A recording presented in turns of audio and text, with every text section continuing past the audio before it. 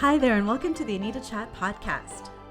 I'm your host, Anita Rombo, and this is the podcast for growth-oriented women to have authentic, real talk. Nothing is off the table here, but as an intuitive self-relationship coach, you'll find the content gravitates towards mindset, intentional action, spirituality, and all things wellness. So if you're ready to learn, laugh, show up, and glow up to be the best version of yourself, grab your favorite bevy, settle in, and we've got lots to chat about. Hi everyone, welcome to another episode of I Need to Chat. My friends, there is no badge of honor in doing something alone. In fact, no matter what you are tackling, whether it's motherhood, entrepreneur life, a corporate job, a project or initiative, achieving a goal, or making your dream come true, it's okay to ask for help. Yet many of the people that I coach struggle with this concept, and I admit I used to as well. Let's face it, it can be hard to ask for help. First of all, it requires an admission that you need help, which may make you feel less competent or able, or may make it look like you don't have a good handle on things. But really, there is no shame in asking for help. In fact, it shows self-awareness and good decision-making. So let's reframe that shame to a show of strength. If asking for help helps you manage your time and energy, two finite resources that you cannot recover, it's actually smart to ask for help. It's good to be aware when you think you may be in over your head and to recognize where you may lack the expertise that possibly isn't worth your time, effort, and energy to figure out. In that case, you may wish to ask for help by delegating or outsourcing. And by doing that, you may free yourself up to engage in another activity that is a priority for you. Or perhaps you need some help figuring something out. And by asking for help, you can tap into the expertise of someone who can help you and teach you. It's wise to know when completing an activity on your own may lead you to burnout, resentment, frustration, or possibly even anger. And be proactive about it, right? Nobody wants to be in that energetic state. So if you have a sense that taking on something is going to give you those emotions, perhaps asking for help is a better alternative. How can you make your life easier? Somewhere in the transition from women being homemakers to the women being glass ceiling breakers, we lost sight of our village, our collective support system. I feel as women, we have this need to show up and prove ourselves as perfect, as capable, as competent, as smart, as resilient, and unstoppable on all fronts. And for whatever reason, asking for help seems to be internalized as a sign of weakness. To this day, as high-achieving, growth-oriented, goal-getting women, we have a ton on our plates, and we pride ourselves on it. We may have demanding careers and houses with little ones. It's a lot to juggle social calendars and medical appointments and extracurriculars and a clean home and healthy meals, and also make ourselves a priority and spending time with our loved ones a priority.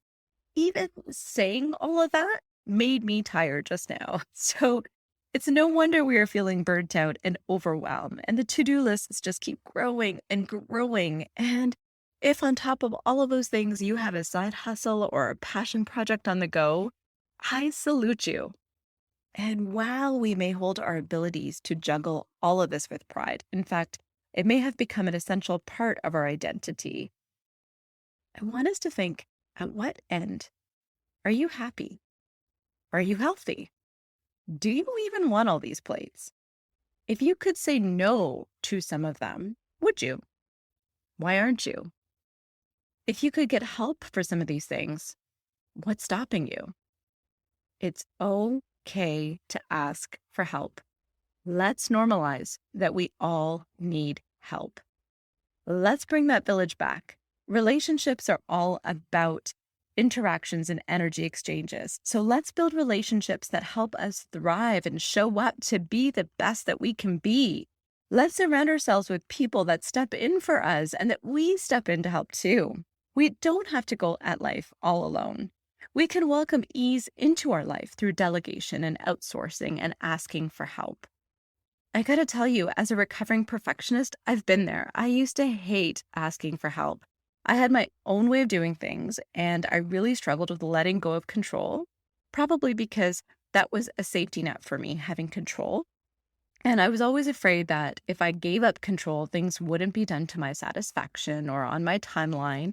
And if things weren't done to my satisfaction, then I would probably have to redo the work. So really, I didn't see a time-saving benefit at all. In fact, I thought it was adding to my workload. Whether it was a work project or a house chore, I really did feel that all things could be best done by me. And at least by then, I know where we are in all steps of the process. I know that I'm going to show up. I'm not going to let myself down.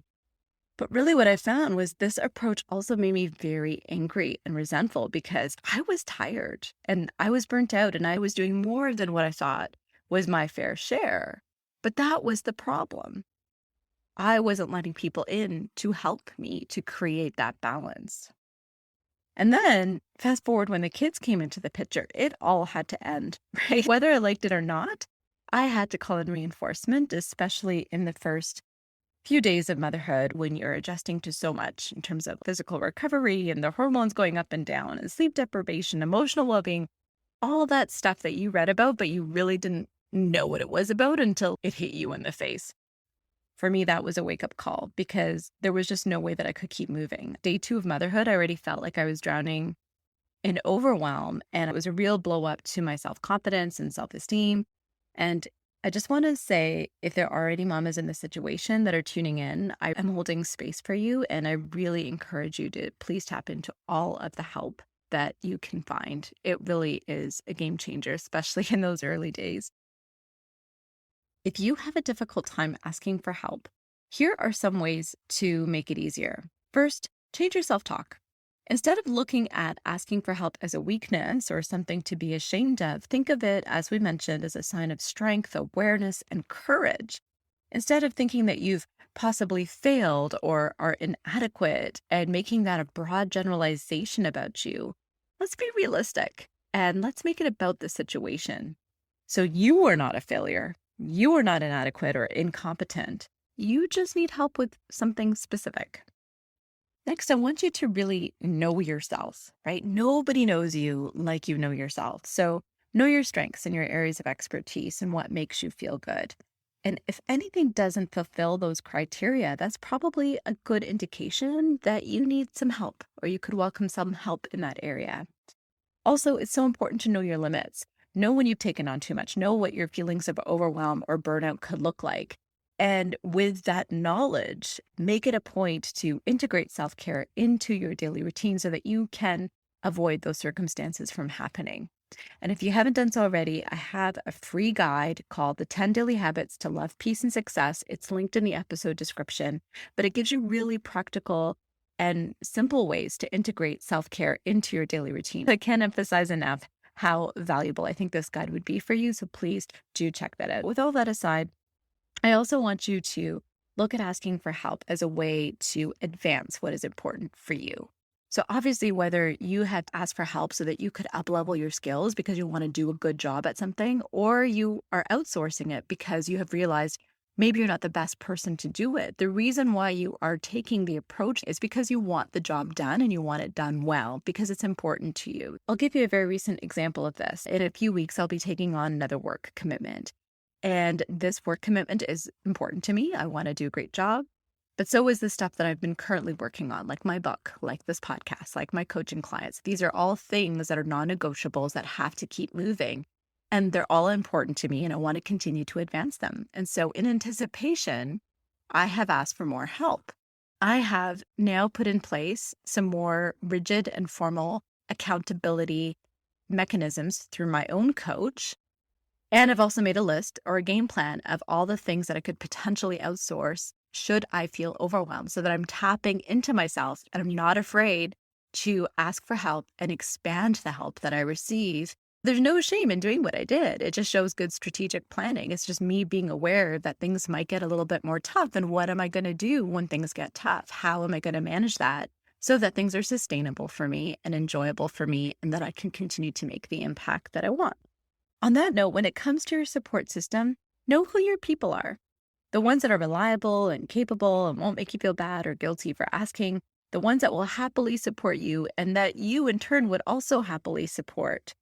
And when you do decide to approach your support system for some assistance on something, it's a really good idea to be very specific in what you want help with so that they understand what you're looking for and you get the results that you want. Also, when it comes to your support system, I want you to remember that relationships are an energy exchange. So doesn't it feel good when you show up for others? We all want to be there to help the other people out. So just think that other people probably would also want to be there and would equally feel as nice helping us out in whatever capacity they can.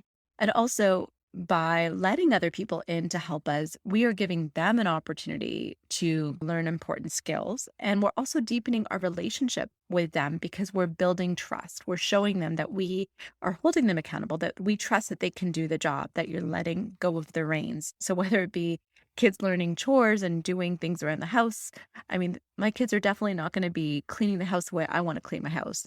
But I'm giving them that responsibility, that accountability, and helping them grow. And I'm also able to indulge more in my self-care. If things are done, maybe not to my satisfaction, but they're still done, the world is not going to collapse if they missed a spot when they were dusting. If asking for help is really hard for you, then just start small. Ask for help with smaller things, and then it's like a muscle. So you'll get comfortable with that concept, and then you can move on to bigger things gradually with time. So letting go for the need to be in control and asking for help has really changed my life in so many positive ways. And I'm not going to lie and say that it's easy for me. It still takes lots of intention to keep a healthy distance and let others approach tasks that I used to do in their own way. But that time, that peace, that energy freedom I found is definitely worth that trade-off. It feels good to give help and also receive help. And it strengthened my personal and professional relationships. It's given me a healthier identity because I don't feel that I need to do all of those things to feel validated. So my friends, my challenge for you this week is to take a look at your life and see if there are opportunities to welcome more help into your life and use some of those things that we talked about in this episode to identify those opportunities.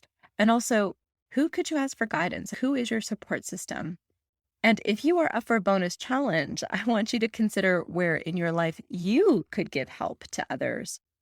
What are your zones of genius and who in your world could use an extra boost? And on that note, if you need help in any area of your life, I'd be happy to support you as your coach. I offer one-on-one as well as group coaching sessions, so feel free to connect with me using the information in the episode description. Until next time, friends, ask for help, and I'll see you next week. Bye for now. Thank you so much for tuning into this episode of the Anita Chat podcast. If you haven't taken a minute to leave a review, I would absolutely love to hear from you. All you need to do is to search for the show, click your star rating, and type in a few words. Also, if there's a specific topic you'd like to see covered in this podcast, if you'd like me to be your coach, or if you want to just chat, feel free to send me an email or shoot me a message through my IG, which you'll find in the show notes. The show notes will also contain any links to the freebies that were referenced in this episode. Until next time, friends, it's been great chatting with you.